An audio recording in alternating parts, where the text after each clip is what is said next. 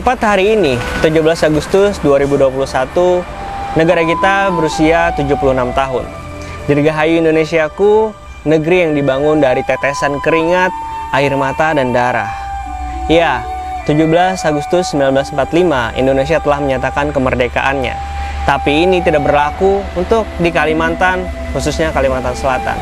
Karena rakyat Kalimantan Selatan masih harus berjuang merebut kemerdekaan. Bagaimana cerita rakyat Kalsel merebut kemerdekaan ini? Mari kita bahas di Sharing for Knowing. Setelah kemerdekaan Indonesia tahun 1945, Presiden RI Bapak Soekarno membentuk pemerintahan di Kalimantan dengan mengangkat seorang bangsawan Banjar yang juga sekaligus kawan satu alma maternya, Pangeran Muhammad Nor, menjadi gubernur di Kalimantan. Namun sayangnya pemerintahan ini tidak dapat bekerja sesuai harapan karena Kalimantan dipenuhi dengan pendukung Belanda, sehingga pemerintahan Kalimantan pun tak berdaya kala itu. Dengan situasi ini, pemuda-pemuda asal Kalimantan yang ada di Pulau Jawa dikerahkan untuk menegakkan Republik Indonesia di Kalimantan. Salah satunya adalah Hasan Basri, pemuda asal Kandangan yang sempat menempuh pendidikan pesantren di Ponorogo. Hasan Basri berhasil pulang ke Kalimantan dengan menyusup kapal Bintang Tulen yang berangkat melalui pelabuhan Kalimas, Surabaya. Dia tiba di Kalimantan Selatan pada tanggal 30 Oktober 1945 dengan membawa misi membentuk organisasi gerilya di kampung halamannya. Situasi yang dihadapinya luar biasa sulit, karena pada saat itu tentara-tentara Belanda melakukan kampanye pasifikasi dengan menangkapi pemuda-pemuda Republik selama beberapa minggu. Mereka yang beruntung lolos terpaksa mengundurkan diri dan bersembunyi di pegunungan serta hutan Kalimantan Selatan. Sesampainya di Banjarmasin, Hasan Basri langsung menemui Haji Abdurrahman Shiddiq di Pekapuran untuk menyebarkan poster dan juga pamflet tentang kemerdekaan Indonesia ini. Selain itu, pamflet dan poster ini juga disebarkan ke Kandangan dan juga Muntai melalui beberapa tokoh. Pada November 1945, Hasan Basri membentuk Laskar Saifullah di Haruyan, Hulu Sungai Selatan. Tujuan utama dari organisasi ini adalah latihan keprajuritan yang langsung dipimpin oleh Hasan Basri sendiri. Setelah terbentuknya Laskar Saifullah, Hasan Basri berusaha untuk kembali ke Pulau Jawa untuk menerima perintah selanjutnya.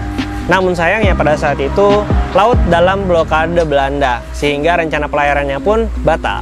Sementara dia hendak menyeberang, laskar yang dibentuknya berantakan pula. Karena pada 24 September 1946, saat acara pasar malam Amal, banyak tokoh Laskar Saifullah yang dipenjarakan dan ditangkap oleh Belanda. Terpaksa Hasan Basri membentuk pasukan baru bernama Banteng Indonesia. Sementara itu, masih terjadi penyusupan pemuda-pemuda Banjar ke Kalimantan Selatan. Mereka menempuh jalur laut sampai memakan waktu 2 bulan. Wow, lama banget ya.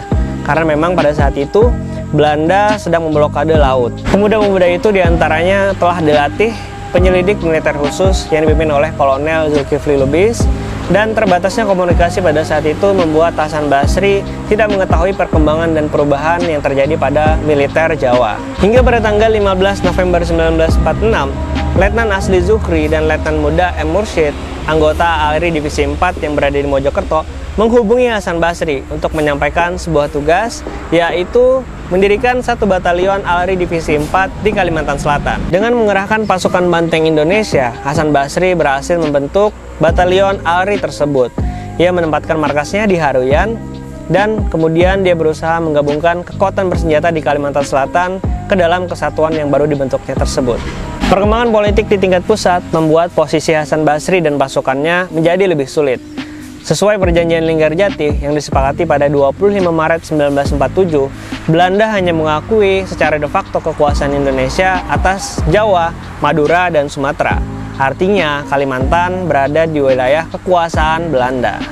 Akan tetapi, Hasan Basri tidak terpengaruh dengan perjanjian ini. Ia dan pasukannya tetap melanjutkan perjuangan untuk melawan Belanda.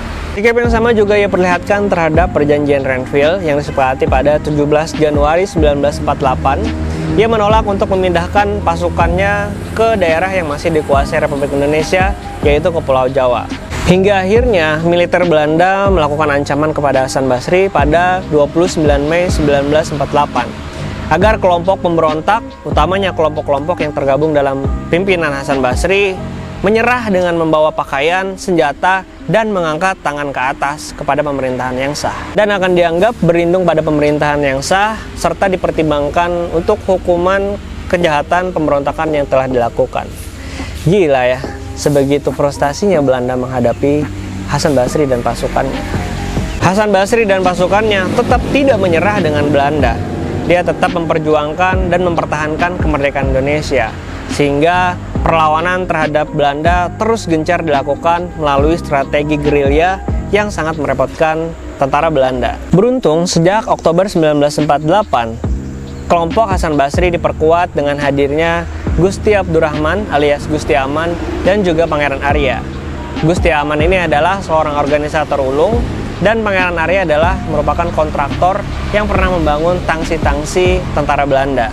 Gusti Aman ini memiliki peran penting dalam menyatukan para pimpinan gerilyawan seperti Laziza, Damanhuri, Abrani, dan Ibnu Hajar. Gencatan senjata pun semakin memanas, tidak hanya di Kalimantan Selatan, tapi juga di daerah-daerah lain juga ikut mempertahankan kemerdekaan Republik Indonesia.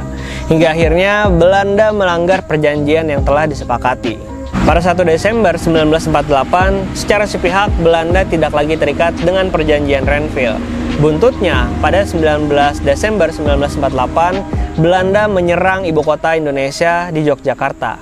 Kejadian ini dikenal dengan agresi militer Belanda II. Dan pada saat itu, Belanda juga menangkap dan menawan Presiden Soekarno beserta Wakil Presiden Muhammad Hatta. Langkah Belanda ini dikecam oleh dunia, bahkan PBB pada 4 Januari 1949 memerintahkan Belanda dan Indonesia untuk menghentikan operasi militernya masing-masing. Melalui United Nations Commission for Indonesia, akhirnya dipanggillah perwakilan dari dua negara ini ke meja perundingan pada 17 April 1949. Delegasi Indonesia diketuai oleh Muhammad Rum dan juga perwakilan Belanda diwakili oleh Van Rooyen. Sehingga perjanjian ini disebut dengan Rum-Rooyen. Sorry ya kalau salah sebut namanya. Perjanjian Rum-Rooyen ini disepakati pada 7 Mei 1949 yang pada intinya ada beberapa poin dari kesepakatan ini. Yang pertama, Angkatan Bersenjata Indonesia akan menghentikan semua aktivitas gerilya. Yang kedua, pemerintah Indonesia akan menghadiri konferensi meja bundar. Yang ketiga, pemerintahan Indonesia akan dikembalikan ke Yogyakarta. Dan yang keempat, Angkatan Bersenjata Belanda akan menghentikan seluruh operasi militernya dan membebaskan semua tawanan perang.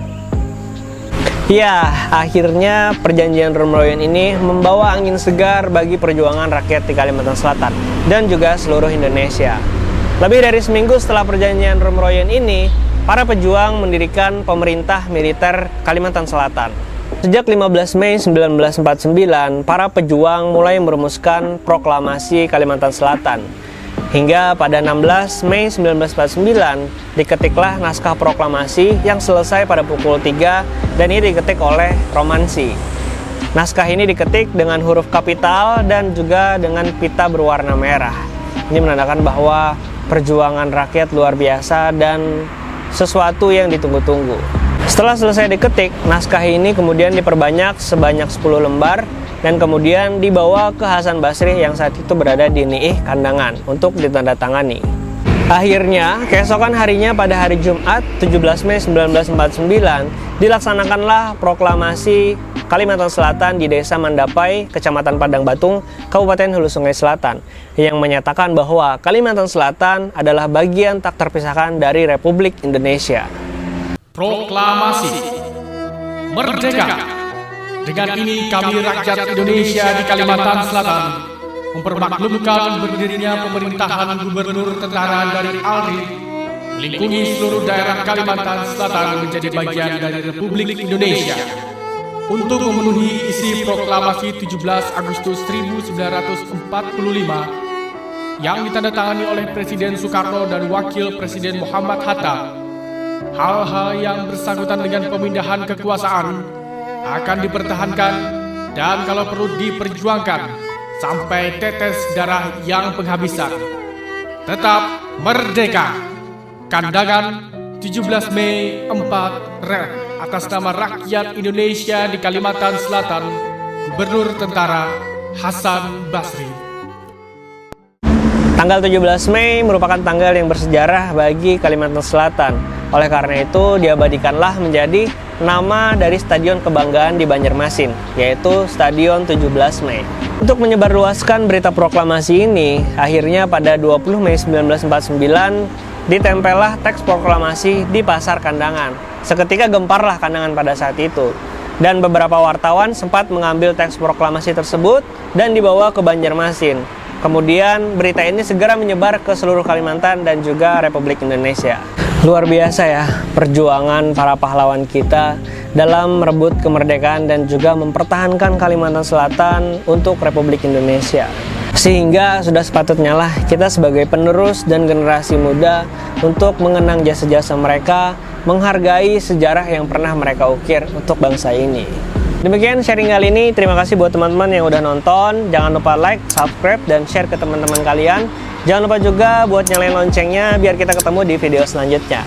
Dan buat kalian yang punya info tambahan, koreksi, atau pengen diskusi terkait video ini, silahkan komen aja di bawah karena kita ada di Sharing for Knowing.